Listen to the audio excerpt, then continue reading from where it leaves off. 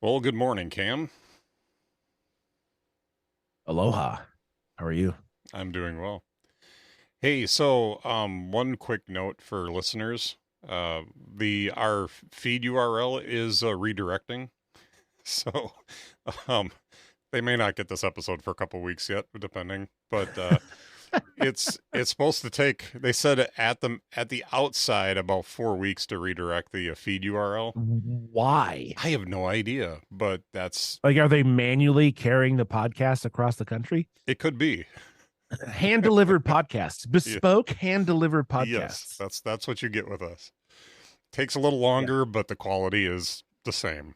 So, Yeah, you can DoorDash our podcast. so the last episode still hasn't shown up in my podcast client. I don't know if you've seen it, but I haven't seen it yet. And 4 weeks. and Come I'm on. assuming that it's probably going to be another week or two before it's going to actually repopulate. So, All right, well, all to just keep save a them few waiting. bucks. So, I feel like I should apologize here. I'm You're sorry, good. people. I'm trying to save some money. But I will say that it's going to change a little bit of the way that I do the show notes and stuff like that, and I think for the better, because Fireside made it really easy to do the show notes, but it also made it really easy to do the show notes. I didn't put a lot of work into them, where I think I can put a little bit more work into them, seeing as though I can use more features and stuff that are on the website, and I can actually include images right in the feed instead of having to add the images. Fireside didn't host images, Yeah. so we had to upload the images to another host or set up a page on our own websites to redirect to or to put links to, and so it made it more cumbersome to put images into the feed. But now I can throw them right in there, and we're good to go. So cool, cool. All right. Lots of cat pictures coming your way. Oh yeah. All right. Well, let's go ahead and get the show kicked off. We got some fun topics today that I think we're going to talk about, but let's get off to the first one. Twitter, man, you still there? I haven't been on Twitter in five ever. I made my last post on Twitter about a week ago. Was it witty or just bye bye? It w- Toodaloo! it basically was, you guys suck. Elon has ruined Twitter. I'm out. So, and I mentioned Twitter or Elon in there, so like he cares what I think, but Yeah. you know, if the infrastructure is working properly, he'll see my mention, maybe. So why last week? What was the final? All right, so let's talk about the history of all of this and how the we could call it the rapid descent of Twitter. So Elon makes a comment on Twitter that he's going to buy Twitter for a dollar amount. I think it was $44 billion or something like that. He then decides he doesn't want to buy Twitter and mentions, "Oh, I didn't realize this, so I'm not going to buy it now." The FTC stepped in and said, "Wait a minute. We have people trading on this information. You have to buy Twitter now." So he buys Twitter. That is how the purchase happened. He then went through and fired a whole bunch of people. He added a bunch of accounts back in that were banned before that were terrible accounts. I won't get into the politics of it, but let's just say there's a lot more Nazis on Twitter now that were banned at one point. And I'm meaning that literally, not just there's a bunch of bad people. They were literally Nazis or self-professed Nazis. Then he started banning journalists that didn't like him, and that was pushing me over the edge because he's all about, oh, free speech, free speech. Oh, you don't like me? I'm going to ban you from Twitter so that you can't post here anymore. So and at this point, I'm looking at Space Karen as being a man child because it's like you can't take any criticism. Sorry, So did you just call him Space Karen? you haven't heard that? No. Oh, So it took that's me a couple seconds, and I was like, yep, "Wait a minute! I think that's that's that's an official nickname for Elon Musk right now is Space Karen. that's hysterical." Oh my gosh! Um, so See, Mitch, this is when you just ignore the news, yep, you get moments of joy like that, where it's I'm like, glad that I "Ooh." delighted you today. All right. Sorry, carry on. Yep. So he was showing his real man childness. And then about a week and a half ago, all of a sudden a bunch of the big third-party Twitter apps, they weren't all the Twitter apps, but a bunch of the third-party Twitter apps just stopped working overnight. It would have been for us. It would have been like Thursday, late Thursday night. I want to think about 11 o'clock. There's a lot of people saying that it was a Friday the 13th thing because a lot of people were already into Friday when this happened, but it literally happened overnight that all of a sudden Tweetbot, Twitterific, a bunch of the big clients, you couldn't use them anymore. They were just coming up that they couldn't authorize your account.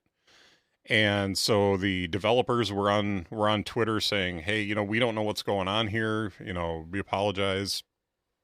We're working on trying to fix it. Working on trying to get a comment from Twitter." And I'm a big user of Tweetbot. I don't know if you used any third party clients for Twitter. I used Tweetbot way back in the day. Yeah, but I love Tweetbot. It was an amazing piece of software and it was good. So but I wasn't as big on Twitterific, but I know there was a huge fan base for Twitterific as well. And the Icon Factory came out with a statement very similar to what Tapbots came out with about their third party Twitter apps. It's like, we don't know what's going on. This isn't us. So it wasn't until days later that Twitter finally tweeted that, oh, well, we're just upholding some long-standing developer agreement that hasn't been held up, that hasn't been enforced. So we're just enforcing something that has been a long-standing rule. The problem is there was no such rule. The next day, they changed the language on the website on the developer agreement to reflect third-party clients. Now, how we know this is that there's a bunch of journalists that went to the Wayback Machine on archive.org and actually you could see one day it was there, one day, the day before that it was not. And it was literally the day that they made this tweet that this was a long-standing rule, that it wasn't there. And then the next day, suddenly it was there. It was like, oh, we made this claim, so we better change the agreement and hope nobody notices. And there's still been no real, like, really all they've really said is we have a developer agreement and they were violating the developer agreement, so we banned their apps. And now it's just like there are really no third-party Twitter apps available on the site. You have to use either the awful official Twitter app or use the web for it. And quite honestly, I'm not going to do either. And because of all the BS that's happened over the last month or two, I'm out. And it wasn't that useful to begin with for me anyway. I just like to dip my toe in every once in a while and read like some of the news that's going on and stuff like that. And as we talked about, I don't know if it was on the last episode or the episode before. I think it was the episode before that I'm back using RSS reader, which, by the way, I paid for Feedbin because I am all in on Feedbin. If you guys need a good back end for your RSS reading, Feedbin is awesome. I really like it. And I'm still using Reader as my my reading app of choice. But Feedbin is amazing. I've been able to add YouTube creators that I really like. Any of the Twitter people that I really would miss following, I've added them into Feedbin, so now I see their tweets without having to go to any Twitter stuff. All my RSS feeds, it's incredible. I can't say enough about how awesome Feedbin is, and I highly recommend that if you're looking for an RSS reader, or an RSS. At least they do have a reader, but if at least you're looking for an aggregator, I guess is the word. They are the ones that I would use 100%. But I I'm trying to decide. I've got two different topics that I could flip flop with what's delighting me today, and I think I'm going to flip flop these right now because Ivory was released this last week for Mastodon, and it Mhm. has made Mastodon so much more like the old school Twitter, like back in the day when it was a bunch of us geeks on Twitter and early adopters and people that actually like cared about Twitter instead of just being a bunch of celebrities and news feeds um and just garbage and bot accounts and all that stuff. It is good and pure and awesome. So I will put a huge. I'm really enjoying Mastodon, and Ivory has made it 100% more useful than it was for me. So I'm all in on Ivory, and it's been just a joy. It's great to open up Ivory and see I have 13 new toots, they call them, which is Which hilarious. is a terrible word. Officially, they're calling them posts now, but they used to call them toots. So it's funny. How is that ever a good idea? Well, it's the elephant tooting because it's a mastodon. It's the elephant Right. tooting. That was the idea. Yeah. Right. Yeah. So it's farting. It's Sure, passing sure. Let's gas. go with that. I mean, Anyway, yeah, that was a stupid. so the one thing, and I was talking to my wife about this morning. The one thing that I really encourage other people to do, and I know that there's been a lot of people on podcasts and stuff like that over the last week encouraging people to do. If you are a subscriber to Tweetbot or to Twitterific or any of these apps that really got screwed over this last week, don't just like cancel your subscriptions for sure, but don't ask for refunds. Because you're basically you could bankrupt a couple of really good third party developers, and just show your support. And if you want to take it a step further, spend some money on one of their other apps. I'm saying this as somebody. I'm walking the walk. I went ahead and paid for Ivory right away when it came out to help support the Tapbots team, and the Icon Factory came out with Wallaroo, which is a really cool wallpaper app that they have been one of the leading designers of icons and different things like that. They really have a good design sense, and they've got their new wallpaper app called Wallaroo that is really neat. So I went ahead and did a year subscription on that to help these guys out, and I get some wallpapers to play with. So it's good.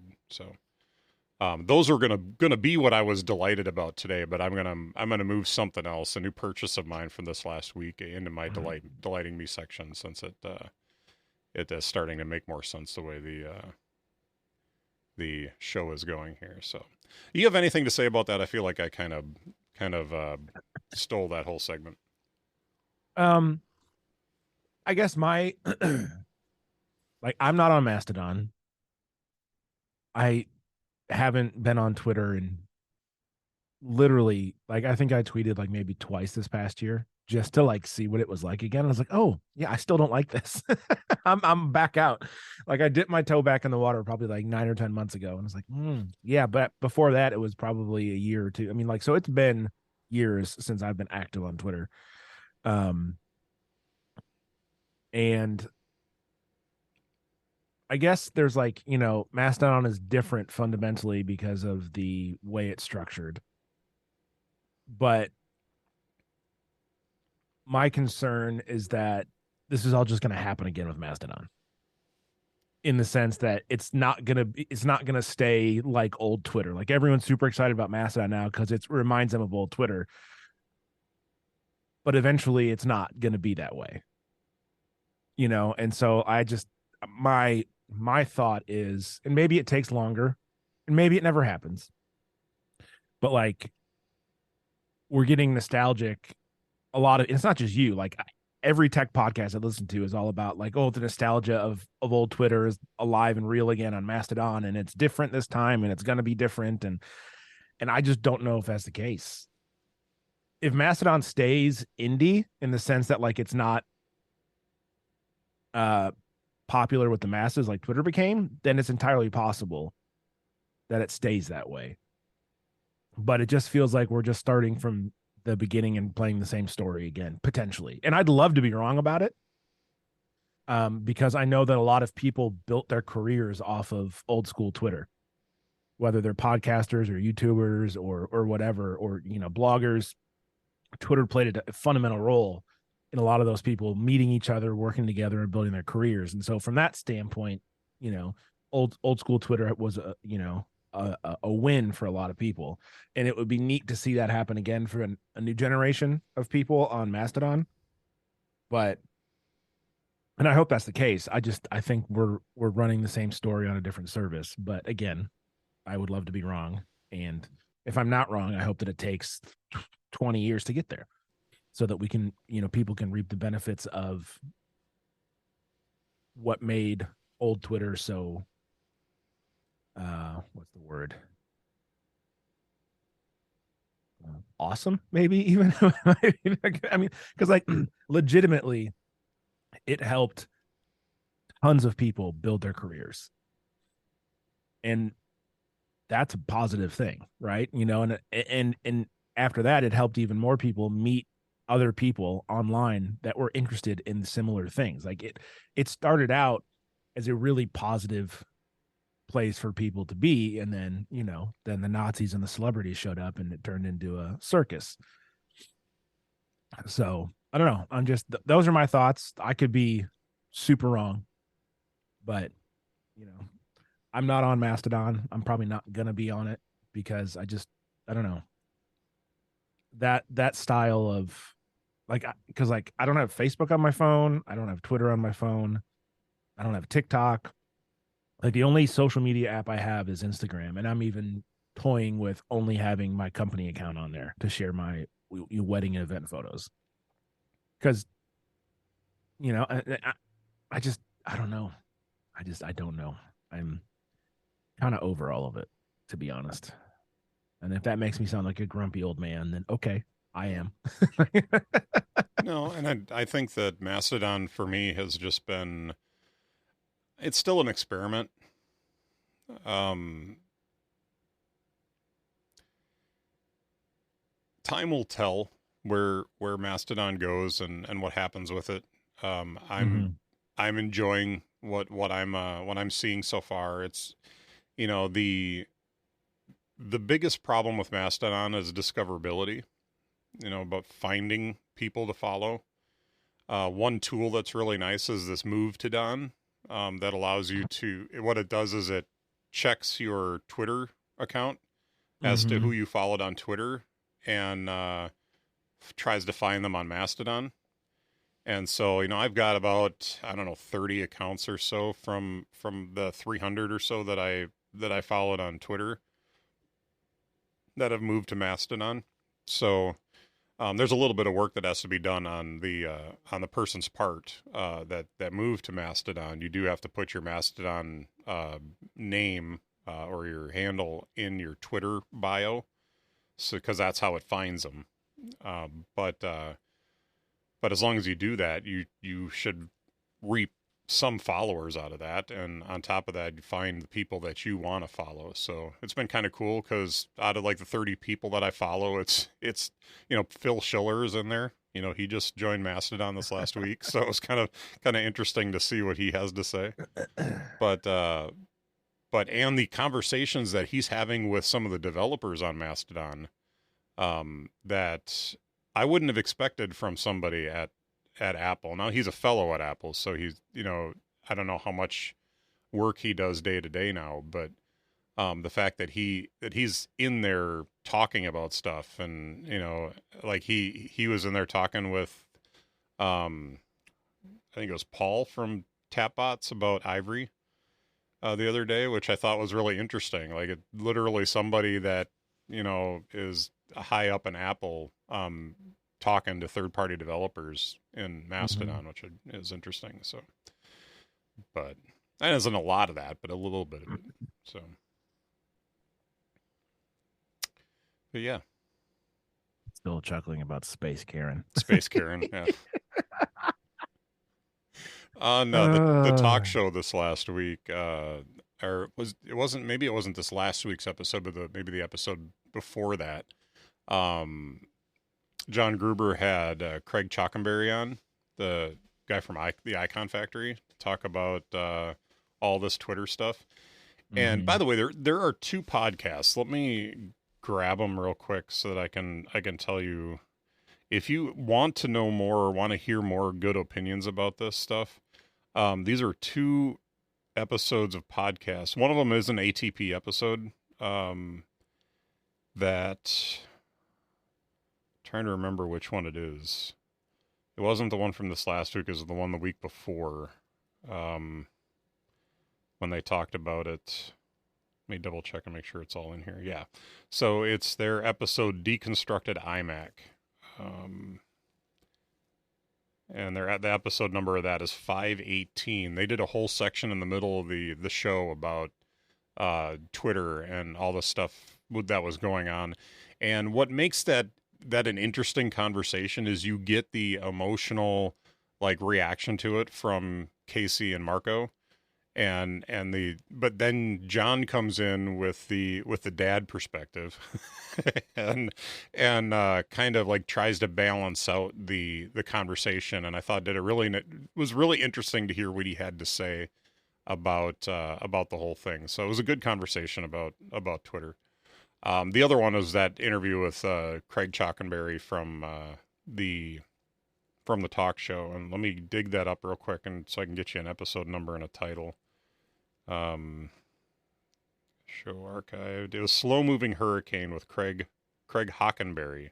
It says in here. I thought it was Chalkenberry, but I could be wrong. That was the latest episode from January 19th, episode 367. So, highly recommend listening to both of those if you are interested in that subject. So, cool. All right. Well, should we talk about the next thing? Sure. All right. Touchscreen Macs. So there is a rumor out that Apple is working on touchscreen Macs. Now, it hasn't really gone beyond that, but there's been a lot of really good conversation this last week about, what does that mean? So,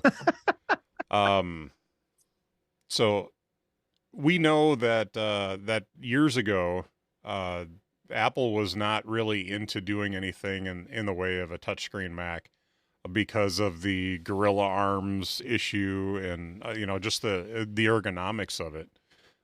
There is a great quote that I heard on Connected this last week from Steve Jobs, who said, we did a lot of testing on this, and when it comes right down to it, it makes way more sense to have a touchscreen that's horizontal than to have something you have to touch that's vertical. And that's the reason why they went all in on a trackpad instead of doing some kind of touchscreen. And I think that always made sense to me, that argument. But what role would a touchscreen Mac play in the Mac ecosystem? Making investors more money because it's a new product market, right? So like there's like, and I could be wrong about this, right? But there just seems to me sometimes with these companies that just get so big, it's like they just start making new things just so they can grow for the sake of growing. And I get that, like, that's what investors want to see because they want return on their investment. But like, do we need a touchscreen Mac? No, we don't. We have giant iPads. Like I in Mac OS is not designed for anything finger sized. Like I'm just looking right now at what I have on my screen, and the traffic light, close, minimize, full screen. I can hit all three of those with one finger. Yeah. So like, are they going to fundamentally redesign Mac OS for a touchscreen experience. Like even the menu bar icons, those are tiny. How am I going to open Fantastical with my finger? Like use my pinky, like I'm, a fancy British person. So like I see basic fundamental issues with it. Not to mention the ergonomics of, and anytime I've ever seen someone use a Surface touchscreen, it's never with the keyboard out. They flip it up the flat on the table and they treat it like an iPad. Correct. Mm-hmm. So you lose the keyboard at that point, and if I want a touchscreen with a keyboard experience, I have my iPad with a little keyboard, and it's not, and even that, I'd rather use the iPad on the table, especially like if I'm drawing, right, or doing anything like that. The only time I'm using my iPad in its keyboard is when I'm typing. So I don't know. I think will they do it? Probably. Uh, do I want one? No. I am curious if they do it, how they're going to handle the design of Mac OS. Like, is everything just going to get bigger? That'll look ugly, So I'm interested to see it from specific perspectives, but I also don't think it's a good idea. If that makes sense. No, that makes perfect sense. And I think that if there were a touchscreen Mac, I think that there's two things that I would want from it. So what I don't want is a MacBook that has a touchscreen. If it's just simply that, what I want is a convertible, so if you're going to create a MacBook, it's got MacBook Sebring. Yeah, you've got to make a MacBook that I can lay this flat and use it like a tablet. But there's got to be something in the operating system that switches it to more of an iPad style interface. So now touch is your primary mode of interface. And when you're in laptop mode, you're back to a version of macOS that is macOS. That's designed for a pointer. And if they could do that, and I don't know how you would do that to make it seamless and not make it clunky and hard to use, or just fraught with bugs. But if they could find a way to do that really smoothly, I think I would be okay with that. The only other form factor I could see that would be really, really an interesting form factor is if they could make something like the Surface Studio work.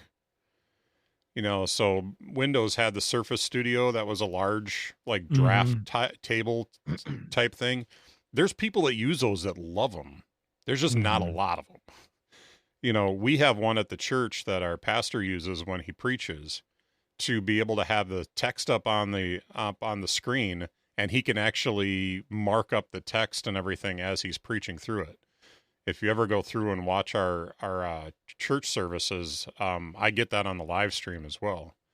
So it's really interesting as he's going through and preaching to be able to mark up the text and make notes and things like that right on the screen. So in those cases, I can totally see a group of people that would love something like a iMac Pro that folds down so that you can use the pencil on the screen and make annotations and different things like that. I think that would be really cool. Would they make those two products? And would those two products sell enough to make them a viable business out of them? But the one thing that I didn't say in all of this is products that already exist having touchscreens. So no Mac Mini with a touchscone. Right. The top of the Mini is just a touchscreen. It's just like two buttons right on the top. Yeah.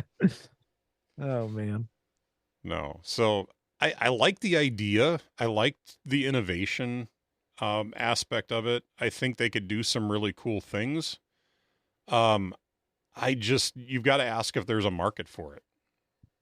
Yeah, I honestly think if they did the iMac Pro style thing or the, their version of the Surface Studio sort of deal, I think that would sell a lot to like, design studios and artists and 3D renderers and anime, people that want to, that are offer using Wacom tablets or, whatever sort of to draw and handle to be able to do that right on screen. Hmm. I don't know, might be, you know, a high selling point, but like I don't think it's going to sell to, you know, normal people. Well, let me ask you, would you buy something like that to be able to do photo touch ups and be able to do more photo editing and stuff like that? If you could use the Apple Pencil on there.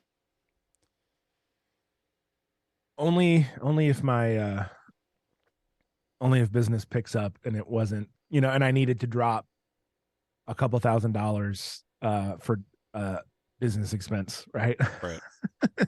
To not have to pay taxes on that. Um but no, because like right now I do all of my editing in photo editing in Lightroom Classic, which is not available on the iPad. That you have to have the creative, but Lightroom Classic has more thorough tools to be able to edit. And so I do all of my editing on my MacBook Air um, with the trackpad, and I'm fine with that. Would it be nice to use the pencil? Yeah. But I would imagine that if it was whether it's an iMac Pro or, a new iMac Studio or whatever, like that's going to be really, really expensive. And if you're going to spend that much money, then you might as well make it, extra RAM, extra hard drives, your, SSD. Like you're probably looking at $6,000 easy, and I didn't make $6,000 this last year with my photo business. My goal was 5 and I didn't hit that. I was short.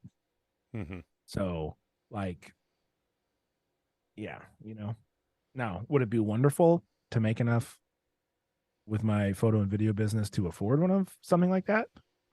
Yeah, but I probably wouldn't spend it on that. I'd probably spend it on a cinema camera Yeah. to take video to the next level, So it's, yeah, I don't know. Would I go to the Apple store to play with it? 100%, just because I want to see how they do it, right? Right. I want to see what the changes are and all of that. But again, like I said earlier, I would like to see what changes they make to the operating system to account for the new style of interaction. Um, and is it touchscreen or is it Apple Pencil only? Like, is it like iPad where you can do both, or is it literally you can only use the pencil? Like, because if it's the pencil, then you really don't have to change a whole lot because the pencil is such a smaller touch point. You Hmm. might want to make things like 10% bigger just to make it, you still don't have to be pixel perfect, but like, I don't know. It's all very interesting because I hadn't considered what you talked about, and that opens up a whole new situation. Like I don't know, words are Hmm. failing me, but it's a totally different thing than making a MacBook Air with a touchscreen. It's a Yeah. fundamentally different thing. No, I don't think if it's a gimmicky otherwise. Yeah. Um, and it's probably a little gimmicky anyway. But in my estimation, if they're going to make it work, it's got to go beyond a gimmick. It's got to go beyond something that just demos well. It has to be useful for people to want it, especially if they're going to be paying the price for it, because they're going to be paying for it. Mm-hmm. The Surface Studio, I think, is like 2-3 grand. So Yeah. So Apple's wouldn't even start below 3,500 probably. probably not. And then you got to add 2 terabyte hard drive and, Hmm. 16 gigs of RAM minimum, Hmm. probably even more. But they, I mean, well, they would do the Pro and the Max chip, so you would get whatever the unified whatever they call it now with built into those chips. So I guess, but you would have to bump up the hard drive for the SSD. See, look at me using all the old terms, Mitch. Hmm. It would get expensive, and I'm sure there'd be like an optional stand, like there is for the studio display, for an extra 1,500. Well, I almost envision you've seen the Surface Studio where it has the computer in the bottom. If they Mm-hmm. did that, would it be interesting to have basically what looks like an iMac with a big screen attached to it? I think that would look terrible, but it's probably more likely they would make it more iMac like, and then the stand itself would fold it down into a draft table or drafting table style um, Mm. format. Yeah. Or is there anything in the rumors about when they think? 2025, so it's Oh, going to be a couple of man. years. They're in development, is all they're saying. Well, all right, we'll just wait a couple years and see how this shakes out. Because why not? So Got me all excited, Mitch. Got me all worked up. that's my job. And Makes now you I makes gotta you now I fun. gotta wait. It makes me fun. I'm Makes you always fun. fun. I'm You're always you're fun. more fun when Yeah. you get worked up. Yeah, that's fair. Oh, I'll never forget the time my wife got done listening to one of our shows, and it was a show that you were really fired up on. She's like, "Man, you got to get Cam excited more often." That was fun. So I don't even remember what that one was I about. I don't either. remember. But you were lit up about something. Oh yeah, I was. It was probably something about me saying iPad instead of the iPad or some garbage like that. But I remember. yeah, I remember being like, oh, I was like, man, I was just a mile a minute, but yep, I don't remember what it was about. good stuff. All right. Well, it's been a quick show so far. We've burned through two of the topics that we wanted to talk about. Is there anything else you want to talk about before we go to what's delighting us today? Um, no, because I'm excited to tell you what I'm delighted about. Okay, cool. I think I'm excited about mine too. So let's get into it. What's exciting you today, Cam? Or what's All delighting you? right, it's uh, it's a silly thing, but it makes me happy, so I don't care. There is there's a band called Our Last Night, and they're like a hard rock, heavy rock type of band, but they are mainly known for their covers. Uh, of which they have an entire album called Disney Goes Heavy. And Mitch, it's wonderful. It's so much fun. Because like I have a 6-year-old, so I know the lyrics to every Disney song ever. One from my childhood, and then now this new generation of movies. I have all of the songs memorized because we have music on quite a lot. And while she has discovered Taylor Swift, I sort of don't want to go down that road because she's 6, and there's content in there that is not appropriate for a 6-year-old. But anyways, so like the Disney album, I'm pulling it up right now, is so good. Like they don't even do like full songs sometimes. Like they just, some of them are just like, a minute long. They get like a verse and a chorus in, but like Under the Sea from Little Mermaid, Let It Go from Frozen, I Just Can't Wait to Be King from The Lion King. There's Moana, there's Colors of the Wind from Pocahontas. We don't talk about Bruno. It hits so hard, Mitch. It's so good. And I played it for my daughter, and she was like, I was like, do you not like it? She goes, no, I actually kind of do. She goes, I don't like when they scream though. They scream too much. So can we skip the screamy songs? But other than that, yeah, it's kind of fun. It's weird to hear them in a different way.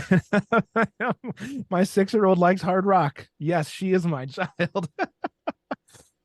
um, then they have another album called Decades of Covers, and they do like Dancing Queen by ABBA, Landslide by Fleetwood and Mac, Total Eclipse of the Heart, Livin' La Vida Loca by Ricky Martin. It's too much fun. Yeah. And I the first time I heard that album, I had their version of Dancing Queen literally on repeat in my head for 2 days straight. I could not get it out of my head because it's hysterical. Like Yeah, these that's pretty good. grown dudes screaming ABBA lyrics or screaming Pocahontas lyrics. Like, oh, anyways, so Yeah, It's and they look so serious in their picture on. well, That's yeah, good. it's and they're actually like musically Uh huh. super solid. Like they make the songs their own. Uh huh. Like obviously the melody is the same and the underlying chords are the same, but their ability to make it sound like, oh, this song should have been a hard rock song from the beginning is really cool. And their ability to add, really like intricate guitar parts to certain things that just add a new aspect to the song, or the classic, syncopated, the go, go, go, go, go, go, go, go, go, go, like just the syncopation super tight when they hit it. And they've got one guy that does singing and screaming, and then the guitar player who sings the really high parts. Yeah. And like he hits notes, I'm like, bro, that's impressive. Now their voices sound very processed, so I don't know how good they would be live, but it's just fun music because it's like the classic. Like if you're my age, so I'm 36, I graduated high school in '04, and so that was like prime, like Good Charlotte, Simple Plan, those pop punk, Mm-hmm. like they're not they're like the harder edge of that because like they'll scream and they do the double bass and sort of stuff, but like still that style of just like really catchy. Now looking back, all of that music was terrible. Like I listened to, like I heard Good Charlotte the other day and I was like, why did I like them? Oh, I was Yeah. 16 and an idiot, but Yeah. We were all 16 and an idiot at one point. yeah, exactly. Yeah. But it's just really fun music, and I find myself, it just makes me giggle because I'm like they're singing a song from The Little Mermaid. Like what is going on? So, anyways, that's what's delighting me because it's silly and I like it. Yeah. Good. Good. That's fun. You already talked about two of yours. What's your mystery third thing? I didn't know you were full of such delight this week, Mitch. Three whole things. So, oh, it's been a couple weeks. So last week I got to church and I opened up my MacBook, which we've talked about on the show before. My MacBook Pro is the battery was dying and it was rough. And I got to church last Sunday and I opened up my MacBook Pro I got it plugged in and everything was good. And I opened it up and I got nothing but a black screen. And my heart sank a little bit. I was like, oh no. And after about 10 minutes, the screen came on and I was able to log in and use it, and it worked just fine after that. And quite honestly, it does work just fine when it's working. When it's But I looked at my wife and I'm like, it's time. I was like, I don't know exactly how we're going to afford it, but it's time. I've got to replace it. It's been good to me for 6 years. I bought it as a refurb too, so it wasn't new when I bought it. So I told her it's time. So I've had my eyes on a MacBook Air with M2, the new MacBook Airs, and so I pulled the trigger. I got it on Tuesday, and I've been. Matter of fact, I was really surprised it turned around so fast. It literally was like 2 days later I had it. But it's nice. It's fast. I can use it off the battery, which should seem like, oh, duh, it's a laptop. But the old one, I couldn't. I had to have it plugged in all the time when I used it. And this one, I can take it off the battery and walk away and go use it somewhere, and I don't have to be tethered for hours. I think it's supposed to have 18 hours of up to 18 hours of battery life. And it's good. I haven't seen it under 90% yet. Of course, I don't use it for long periods of time, but maybe for like an hour or so. So, and it's got the new MagSafe. So I have a color matched MagSafe cable, and I did get the MacBook Air in midnight, which a lot of the folks have talked about it being a fingerprint magnet, and it is. You can see fingerprints all over it, but it's good. I like it a lot. And the biggest thing that I've been, for the first time ever, whenever I've gotten a new machine, I've always started from fresh and just downloaded my software, and I have all my files on, Dropbox or iCloud So it just imports those files, and I started all from fresh. So I thought I'm going to try the migration assistant for the first time. And it worked great. It took a while. It was transferring a lot of stuff over the Wi-Fi. Mm-hmm. So, and I did try plugging in a cable, USB cable, USB-C, and that didn't help. It actually slowed it down from what I could see, but it's not a Thunderbolt 4 cable. So, if it was, it probably would have been faster.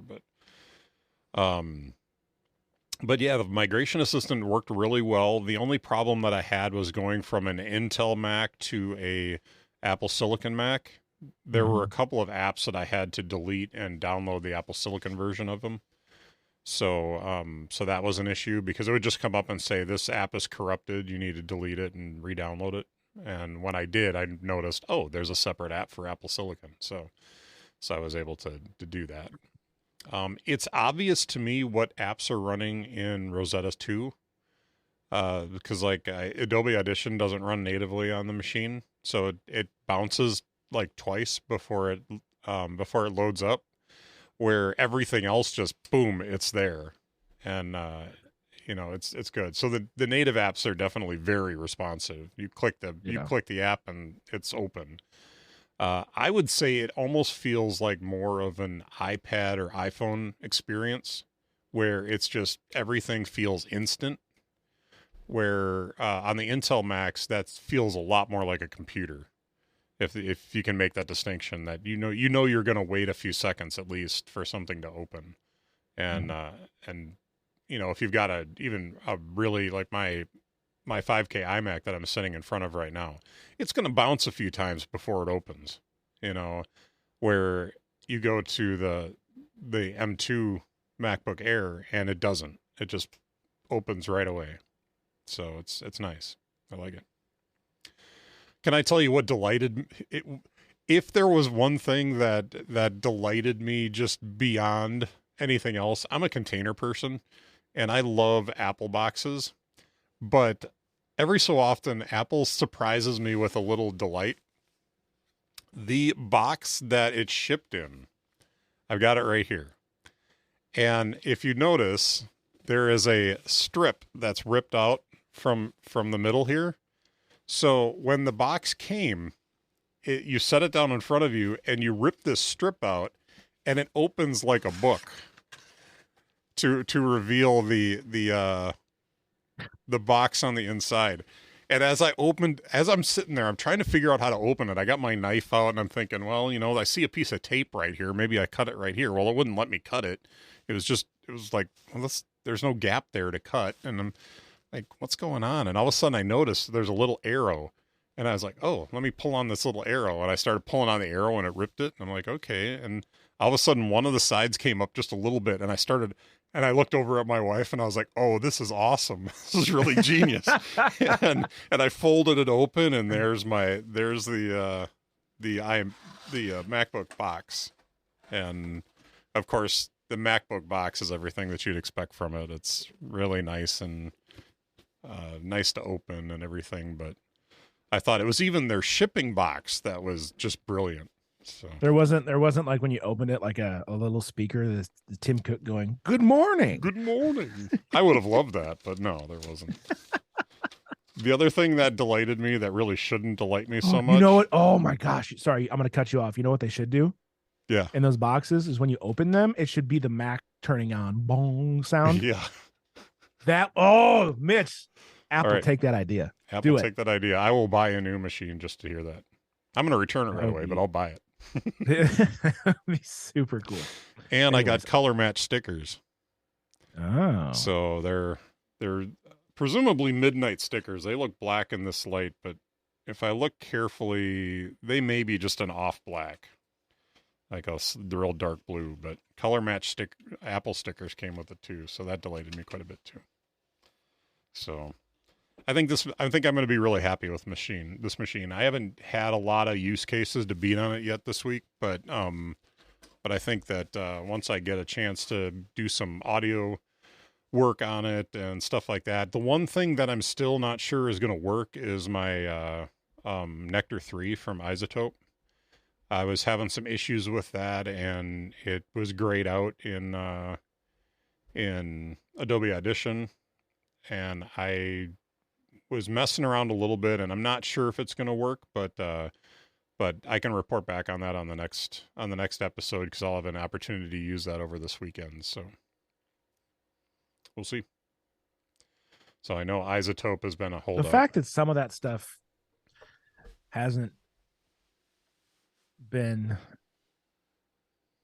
fixed for the Apple Silicon at this point is a bit frustrating. Yeah, I know stuff takes time, and I know they probably had to completely like refactor, but like it's been over a year. So I don't know. Like I get it. It takes time, and they'll get it when they get it, but just is a little frustrating that it's taken so long for some of that stuff. But maybe it's way more difficult than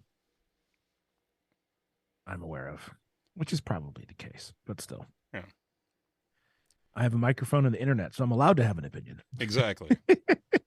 You have a keyboard and a computer and an internet, so oh boy, that gives you that gives you permission to have an opinion. Also gives people permission to not like your opinion. Mm-hmm. That's the part that a lot of people forget.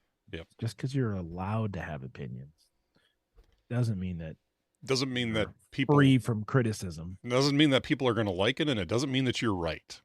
Yep. So, but it's a free country, man. All right, we need to stop before I say something.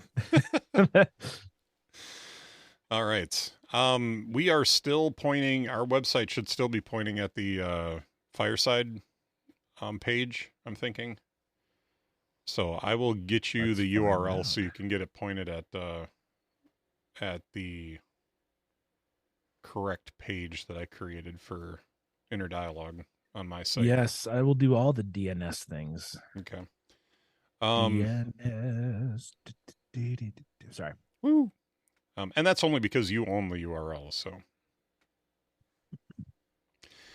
But you should be able to find us at innerdialogue.show. If that is not working quite yet, you can get to it also through my website, mitchcraig.online, and that is also where you can find me.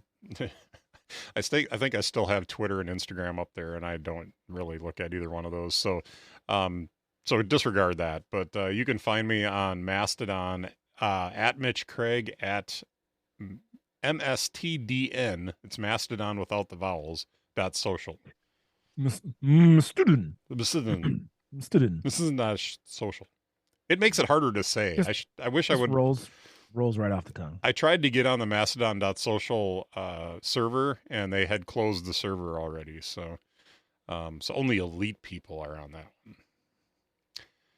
And for $6 a month, I could host my own Mastodon instance, but it only allows for 2 people to use it, or 5 people. It was 5 people.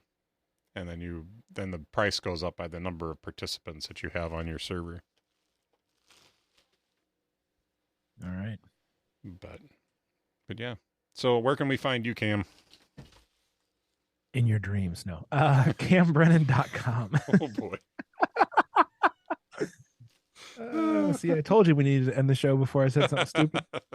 Too late. And there you done it. Uh-huh. So, all right. Well, we'll find us at innerdialogue.show, and we'll see y'all back here in a couple of weeks, and hopefully our feed has been redirected by then, and you can get us on Apple Podcasts and anywhere else you find your podcasts. So, all right, Cam. DoorDash. Remember, DoorDash. DoorDash, yep. The podcast. Absolutely. Cam, you have a great day. You as well, sir. All right. Bye now.